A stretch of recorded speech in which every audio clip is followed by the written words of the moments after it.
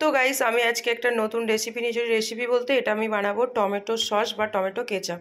তো দেখো আমি পুরো এক পেতে টমেটো নিয়ে নিয়েছি, মানে অনেকটা বেশি করেই বানাবো। তো তার জন্য আমি টমেটো নিয়ে নিয়েছি, টমেটোটাকে কেটে নেবো। এরপর একদম মানে এই টমেটোটা মাঝে মাঝে কাটার পর তারপর মানে ওই 4 পিস কি 6 পিস করবো, বড় টমেটোগুলো, ছোটো টমেটোগুলো 4 পিস করবো। এইভাবে আমি কুচিয়ে নেব। তো চলো দেখতে থাকো বন্ধুরা। আমি টমেটোগুলো দেখো পুরো এইভাবে কেটে নিয়েছি, এখানে কোনো জল দেওয়া যাবে না। তো চলো বাকিটা তোমরা দেখতেই পাবে, সঙ্গে থাকো বন্ধুরা। দেখো আমি এরপর টমেটোগুলো তো কাটা হয়ে গেছে। এরপর আমি মানে আমার যেহেতু পরিমাণটা বেশি তাই আমি অনেকগুলি লং দিলাম, এনে লং দিয়েছি। একটা কাপড়ের টুকরো নেবে, তোমরা সাদা হোক কালারিং হোক যা হোক নিতে পারো, আমার কাছে আছে এটা তাই আমি এটা নিলাম, সাদা নেই। তো এই দেখো দারচিনি নিয়েছি, আর 1 ইঞ্চি মতন মানে 1 ইঞ্চি থেকে একটু বেশি আদা নিয়েছি আমি। আদাগুলো এইভাবে কুচিয়ে দিয়েছি। আর এখানে আমি 2টো পেঁয়াজকে কুচিয়ে দিয়েছি। তো এই দেখো এখানে আমি রসুন নিয়ে নিয়েছি, মানে এখানে ওই 10-15 কোয়ার মতো রসুন আছে। তো আমি এটাকে একটু থেতো করে নেব, দিয়ে এর মধ্যে দিয়ে দেব। তো দেখো আমি এইভাবে রসুনটা থেতো করে নিলাম, দিয়ে চারদিক থেকে তোমরা চাইলে রসুনটাকে কুচিয়েও দিতে পারো, মানে ছোট ছোট করে কুচিয়ে এর মধ্যে দিতে পারো। আবার কেউ পেস্ট করেও, পেস্ট না মানে থেতো করে দিতে হবে, পেস্ট দেওয়া যাবে না। তো এরপর থেকে আমি এই পুটুলিটা একটা পুটলি টাইপের মানে চারদিক থেকে বেঁধে নেব।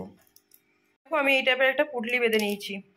গ্যাসের মধ্যে আমি টমেটোটাকে সেদ্ধ করার জন্য বসিয়ে দিয়েছি, একটু ভেজে নেব নাড়াচাড়া করে।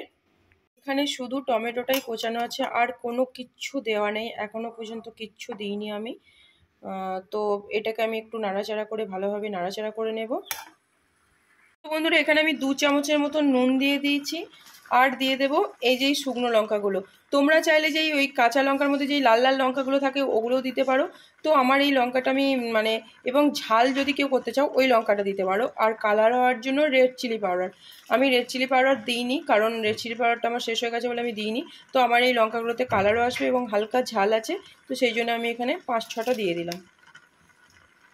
তো এরপর ওই পুটলির মধ্যে পেঁয়াজ, আদা, রসুন আর দারচিনি আর লং যেটা আছে আমি ওটাকে এর মধ্যে দিয়ে দিলাম, দিয়ে ভালো করে এটা সেদ্ধ হতে দেব।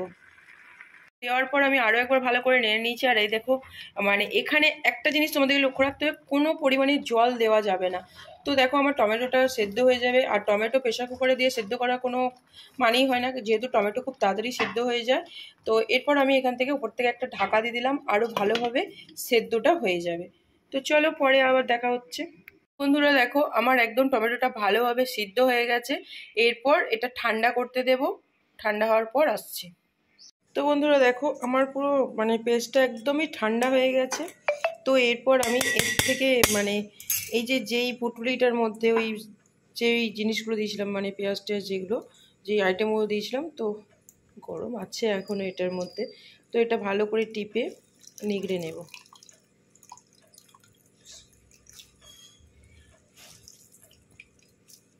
এটা টিপে নিগড়ে ভালো করে করে নিয়ে এই টমেটোর এই মানে যেটা সিদ্ধ হয়ে গেছে টমেটোটাকে আমি মিক্সির জারে, এই যে মিক্সির জার নিয়েছি, এটা মিক্সিতে পেস্ট করে নেব।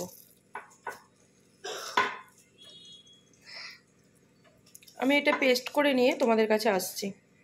তো গাইস দেখো মিক্সিতে আমি ওটা পেস্ট করে নিয়ে এরকম একটা ছাঁকনিতে ছেঁকে নিয়েছি। এ দেখো আমার পুরো টমেটোর যে পাল্পটা পুরো রেডি হয়ে গেছে। এরপর এটাকে আমাকে সস বানানোর জন্য মানে আবার কড়াইয়ের মধ্যে দিতে হবে।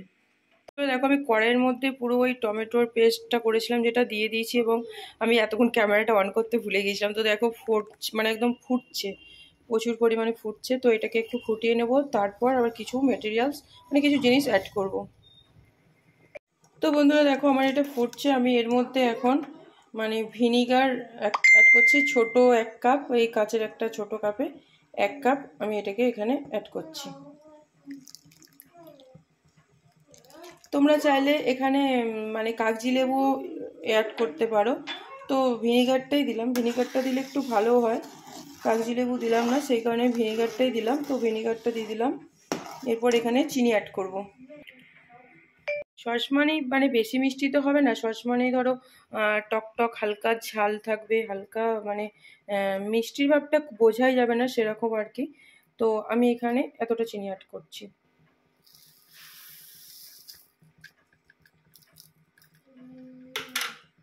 মানে এই 50-এর থেকে একটু 75 গ্রাম টাইপের চিনি আছে এখানে। তো পরিমাণটা আমার যেহেতু বেশি, মানে সেই হিসাবে চিনিটা সবাই অ্যাড করবে। তো এখানে ঝাল যদি কেউ একটু বেশি পছন্দ করো আরও লঙ্কা দেওয়ার পর, আমি যেমন লঙ্কা খুব একটা বেশি দিইনি, ওই শুকনো লঙ্কাটাই দিয়েছি, আর ওই লাল লঙ্কা কিছু দেওয়া হয়নি। তো আমি দিইনি, যেহেতু আমার মেয়ে আছে মানে বাড়িতে, ওরা খেতে পারবে না বেশি ঝাল হলে। তো এখানে তোমরা গোলমরিচও অ্যাড করতে পারো চাইলে, আমি গোলমরিচটা অ্যাড করব না। তো এটাকে এখন ভালোভাবে আমি ফোটাবো।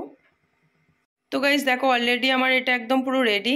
তো কালারটা দেখো কত সুন্দর এসছে। আমি পুরো গ্যাসটা কিন্তু বন্ধ করে দিচ্ছি, দেখো গ্যাস বন্ধ করেছি, কিন্তু কড়াইয়ের যেই তাপটা আছে এখনও ফুটছে। তো এটা ঠান্ডা হওয়ার পর তোমরা কাঁচের বয়াম কিংবা মানে সসের কোনো এক্সট্রা বোতল, খালি বোতল থাকলে তাতেও ঢেলে রাখতে পারো। প্লাস্টিকের জিনিসে না রাখাই ভালো, যেহেতু হচ্ছে এইসব জিনিস কাঁচের জিনিসে রাখা ভালো। তো বেশি দিন এটাকে স্টোর করতে চাইলে, মানে ধরো 6 মাস 1 বছর স্টোর করতে চাইলে তোমরা ফ্রিজে রাখতে পারো, আর যদি অল্প দিনের জন্য তোমরা স্টোর করতে হবে বাইরে রাখতে পারো। তো চলো গাইস, আজকে ভিডিওটা এখানে পর্যন্ত। ভিডিওটা ভালো লাগলে লাইক, কমেন্ট, শেয়ার, সাবস্ক্রাইব অবশ্যই করবে। নেক্সট আরও কিছু রেসিপি পেতে গেলে আমার চ্যানেলটা সাবস্ক্রাইব করবে।